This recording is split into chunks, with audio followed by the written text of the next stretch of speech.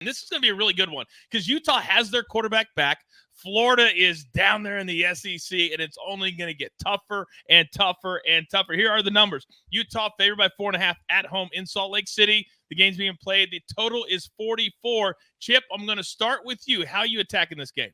Number one, I'm operating with the assumption that Cam Rising is not going to play. He may be healthy enough, and he has been, trying to work his way back, but I'm going to assume that he's not going to be there, and it's going to be tougher for Utah to be able to score. I know Utah's really excited about their freshman wide receiver. I believe his name's Mikey Matthews, but this is a passing attack that I think is going to really take some time to be able to get its feet, even when Rising returns. I think that Florida, Graham Mertz is not somebody who I'm really intimidated by, especially going on the road to one of the best home field environments that we've seen.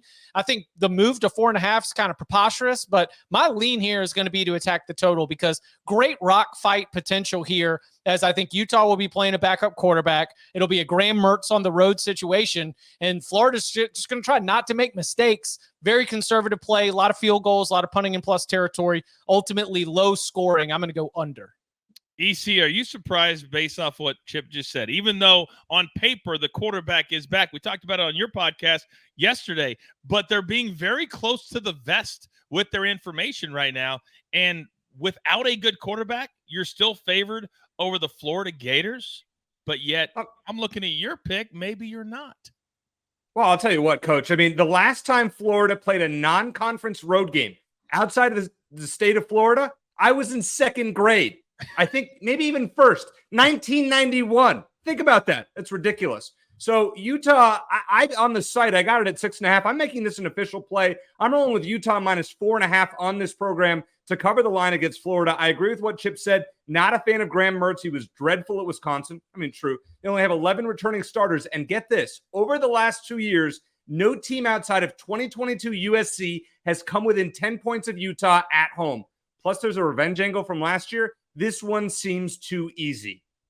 Well, there's a lot of different ways to attack a game, and if you're not sure on which side you like, maybe you attack a team total, AB. Yep, absolutely. Look, and it pretty much shows that, QB's probably not going to play because this line dropped from 6.5 to 4.5, and this line's been all over the board because no one has a clue. It went all the way up to 7.5, almost 8 in terms of Utah. But look, I would lean Florida. I'm going Florida team total over 20.5, getting that at plus 100, and I'll tell you why. All right, Florida head coach Billy Napier. This dude, okay, 23 games in his coaching career, he's been an underdog.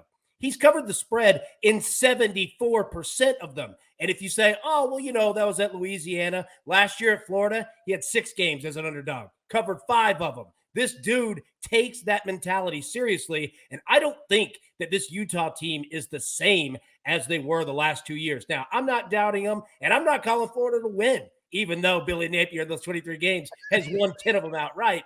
I'm going to go Florida team total because whether Florida wins, loses, covers, doesn't cover, they're getting 3 touchdowns. It's interesting to see what the quarterback position is going to look like for Florida now that Anthony Richardson is playing in the NFL in Indianapolis. If we find another Anthony Richardson, it could be a really fun day. So we'll have to see week 1. That's the beauty of college football. You just never know. It changes all the time.